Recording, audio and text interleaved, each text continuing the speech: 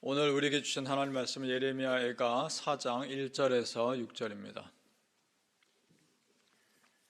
구약성경 1148페이지 예레미야가 4장 1절에서 6절입니다. 우리 같이 함께 읽겠습니다. 시작.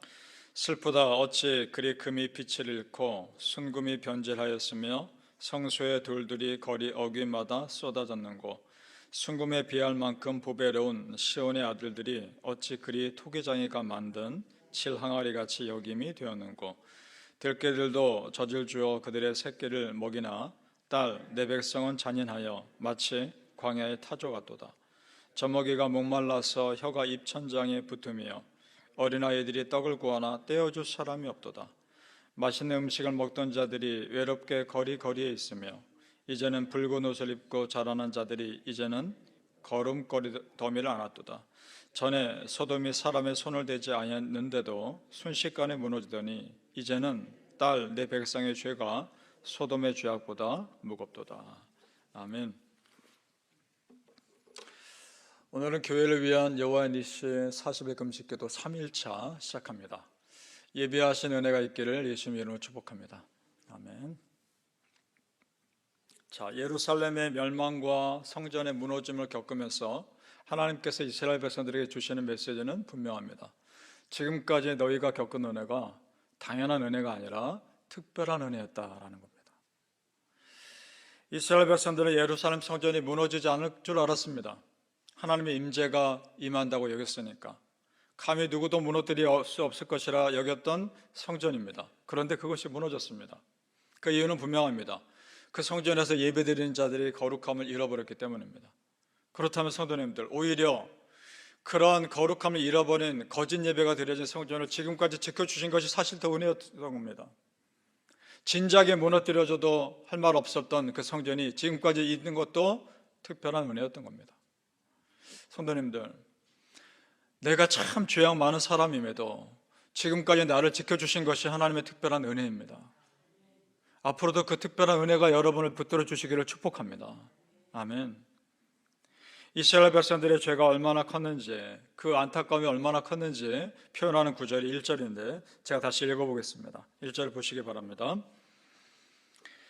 슬프다 어찌 그리 금이 빛을 잃고 순금이 변질하였으며 성소의 돌들이 거리 어귀마다 쏟아졌는고. 자, 순금이 변질하였으며, 여러분, 금은 변하지 않습니다. 금은 부식되지 않습니다. 그리고 색깔 변하지 않습니다. 아무리 오랜 세월이 지나도 그것이 금입니다. 그런데 그런 금이 변질했다는 겁니다.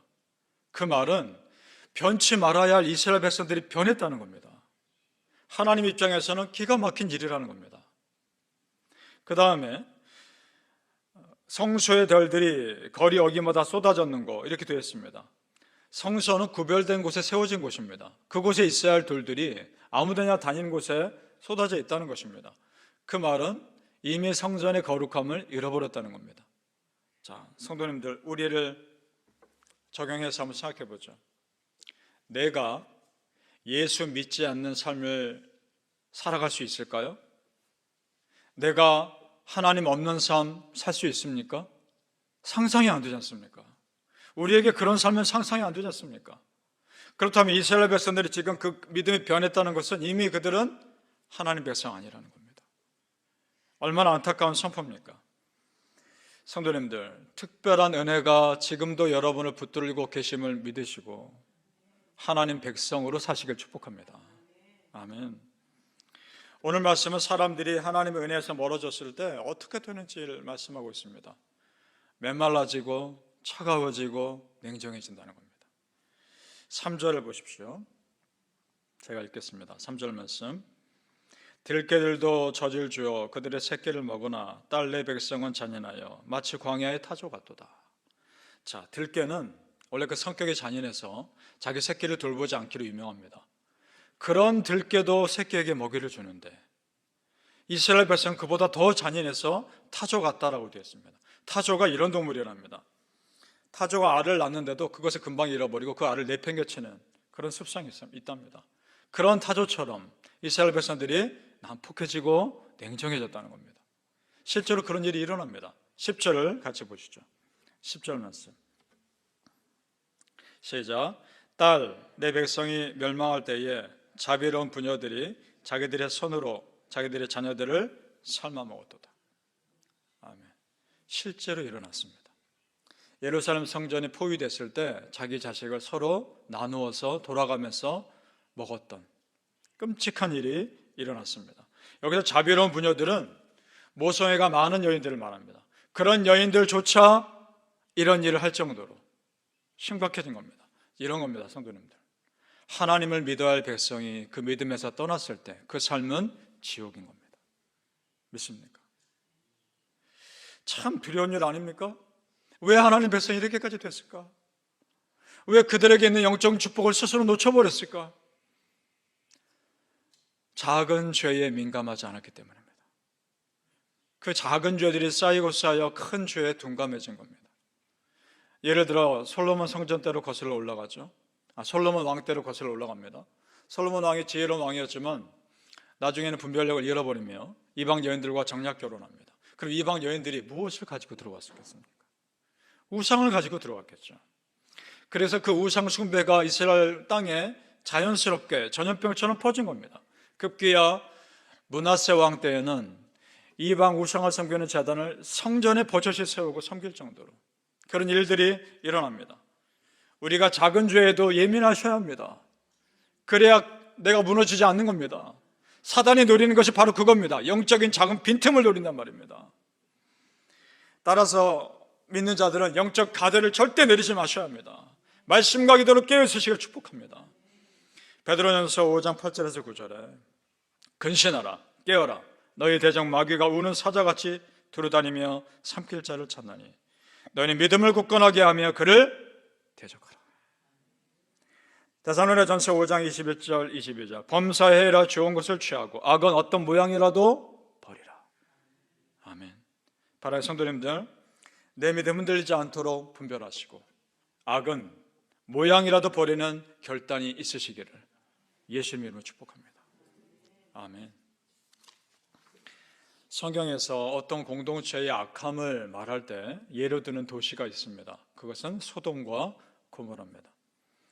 오늘 말씀은 이스라엘 공동체가 그 소돔 성보다 더 악하다는 겁니다. 6절 말씀 보시죠. 같이 읽어볼까요? 6절 말씀 시작. 전에 소돔이 사람의 손을 대지 아니하였는데도 순식간에 무너지더니 이제는 딸 내 백성의 죄가 소돔의 죄악보다 무겁도다. 자, 소돔의 죄악보다 더 무겁다는 얘기는 정말 심각하다는 겁니다. 그거 어떻게 할 수 있느냐? 창세기 13장 13장에 이렇게 기록되어 있습니다. 소돔 사람은 여호와 앞에 악하며 큰 죄인이었더라. 이렇게 기록되어 있습니다. 그래서 하나님께서 소돔과 고모라 성을 심판하실 때 다른 군대의 침략으로 무너지게 하신 것이 아니라 하나님이 직접 심판하십니다. 어떻게 하시나요? 하늘에서 유황불이 떨어집니다. 그리고 흔적도 없이 사라집니다. 소돔과 고모라 성이 있다는 것만 알지 지금 존재하지 않습니다.